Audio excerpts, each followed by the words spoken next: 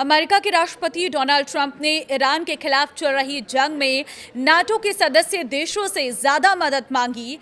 इनमें यूरोप के सैन्य ठिकानों का उपयोग और स्टेट ऑफ हॉर्मुज में नौसैनिक तैनाती जैसी बातें शामिल रही। जब कई सहयोगी देशों ने खुलकर साथ देने से इनकार कर दिया तो ट्रंप ने नाटो को पेपर टाइगर कहकर नाराजगी जताई और नाटो छोड़ने तक की बात कह दी। ये तनाव इसलिए भी बढ़ गया क्योंकि नाटो आमतौर पर यूरो अटलांटिक सुरक्षा के लिए बड़ा गठबंधन है और न कि हर क्षेत्रीय युद्ध में सीधे उतरने के लिए।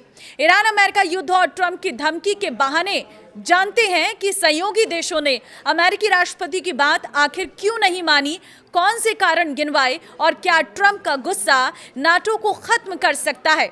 आइए जानते हैं इस रिपोर्ट में। नमस्कार, मैं हूं आपके साथ ममता तिवारी और आप देख रहे हैं न्यूज़ 18 का digital platform. North Atlantic Treaty Organization NATO के स्थापना दिवस के बहाने इस मुद्दे पर विस्तार से जानते हैं। नाटो की स्थापना 77 साल पहले आज ही के दिन यानी 4 अप्रैल 1949 को हुई थी। इसे वॉशिंगटन संधि भी कहा जाता है। इसके संस्थापक सदस्यों में America, Canada, Belgium, Britain, Denmark, France, Italy समेत दर्जन भर देश थे। अब इनकी संख्या बढ़कर 32 हो गई है। शुरू में ये एक सैन्य गठबंधन था। संगठन का अनुच्छेद 5 कहता है कि किसी भी सदस्य देश पर हमला सभी पर हमला माना जाएगा। दूसरे विश्व युद्ध के बाद शांति एवं सुरक्षा के इरादे से इस संगठन की नींव पड़ी थी। इसका मुख्यालय बेल्जियम में है और हर साल 4 अप्रैल को नाटो दिवस भी मनाया जाता है। सहयोगियों ने ट्रंप की बात क्यों नहीं मानी, अब यह सबसे बड़ा सवाल है। नाटो के कई देशों ने कहा कि युद्ध उनकी लड़ाई नहीं है। उनके इनकार के पीछे कई व्यवहारिक और रणनीतिक कारण भी बताए जाते हैं। अलग अलग बयानों और मीडिया रिपोर्ट्स में इनमें से कुछ प्रमुख कारण इस तरह बताए गए हैं। यह हमारी जंग नहीं। ब्रिटिश पीएम कई यूरोपीय नेताओं का साफ संदेश रहा है कि वे इस संघर्ष में सीधे पक्ष नहीं बनना चाहते हैं। ब्रिटेन के प्रधानमंत्री कीर स्टारमर ने कहा है कि ये हमारी जंग नहीं है, यह हमारे राष्ट्रीय हित में नहीं है। यानी सहयोगी देश मानते हैं कि अमेरिका का लक्ष्य और उनके राष्ट्रीय हित एक जैसे नहीं है।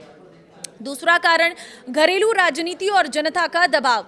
यूरोप में कई देशों की जनता मध्य पूर्व के युद्धों में फंसने के खिलाफ रहती है।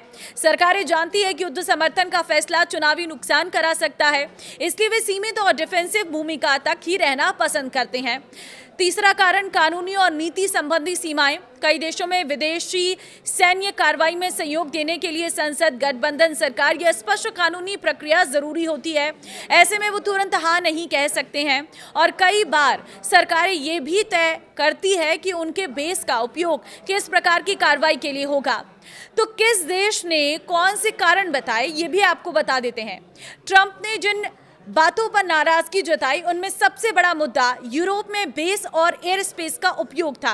इस पर स्पेन ने कहा कि वो अपने हवाई क्षेत्र का इस्तेमाल उन अमेरिकी विमानों के लिए नहीं होने देगा जो इस युद्ध में शामिल है। स्पेन पहले भी संकेत दे चुका था कि संयुक्त रूप से संचालित ठिकाने युद्ध के लिए इस्तेमाल नहीं होंगे। फ्रांस ने ऐसे सैन्य विमानों को अपने भूमि और क्षेत्र से जाने से रोका जो सैन्य सप्लाई लेकर इजराइल जा रहे थे और इसीलिए ट्रंप ने फ्रांस को अनहेल्पफुल कहा। ब्रिटेन ने कहा कि बेस का उपयोग हो सकता है लेकिन उद्देश्य डिफेंसिव और ब्रिटिश हितों की रक्षा से जुड़ा हो, यानी बिना शर्त समर्थन नहीं मिलेगा।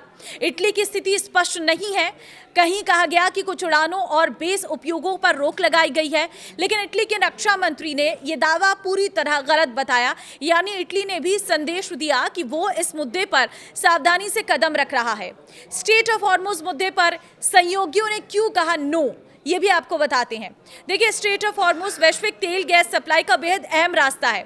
अमेरिका ने इसे खोलने के लिए एक नौसैनिक गठबंधन का प्रस्ताव रखा, लेकिन फ्रांस, ब्रिटेन, ग्रीस, इटली और अन्य देशों ने इस मांग पर सीधे ना कहा। यह उनके लिए एक बहुत बड़ा जोखिम था क्योंकि वहां सैन्य टकराव बढ़ने पर यूरोप भी सीधे युद्ध में खींच सकता था। जर्मनी के रक्षा मंत्री ने कहा कि ये उनकी जंग नहीं है। उन्होंने सवाल उठाया कि क्या ट्रंप उम्मीद करते हैं कि यूरोप की कुछ फ्रिगेट वहां वह कर देंगी जो शक्तिशाली अमेरिका नौसेना नहीं कर सकती। ये बयान दिखाता है कि यूरोपीय देश इस अव्यावहारिक मांग मान रहे हैं। तो अब क्या होंगे इस तनाव के परिणाम, वो भी आपको बताते हैं, क्योंकि आने वाले समय में बहुत चीजें देखने लायक होंगी। यूरोपीय देश चाहते हैं कि उनकी भूमिका अपने क्षेत्र की सुरक्षा तक सीमित रहे। अमेरिका चाहता है कि सहयोगी वैश्विक ऑपरेशन में भी साथ दे। ये टकराव बढ़ सकता है। ब्रिटेन जैसा मॉडल ज्यादा दिख सकता है, यानी कौन सा मिशन किस उद्देश्य से कितनी अवधि के लिए चलेगा, ये सब पहले तय होगा। यदि सार्वजनिक तौर पर एक दूसरे पर तंज कसने का सिलसिला चलता रहा तो गठबंधन की एकता पर असर पड़ सकता है। इससे विरोधी ताकतों को राजनीतिक लाभ मिलने से इनकार नहीं किया जा सकता। नाटो सहयोगियों ने ट्रंप की बात इसलिए नहीं मानी क्योंकि वे इस जंग को अपना युद्ध नहीं मानते। घरेलू दबाव और कानूनी सीमाओं में बंधे हैं। हॉर्मुज जैसे इलाके में उतरने को ये देश बहुत बड़ा जोखिम मानते हैं। स्पेन ने एयर स्पेस बंद किया। फ्रांस ने सप्लाई एवं उड़ानों पर सख्ती दिखाई। ब्रिटेन ने सीमित अनुमति की बात की और जर्मनी ने इसे व्यावहारिकता के स्तर पर चुनौती दी।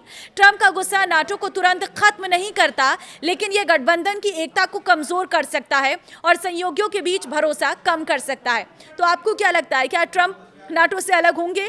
क्या वो कोई और कड़ा फैसला लेंगे? कमेंट में अपनी राय जरूर दें। नमस्कार।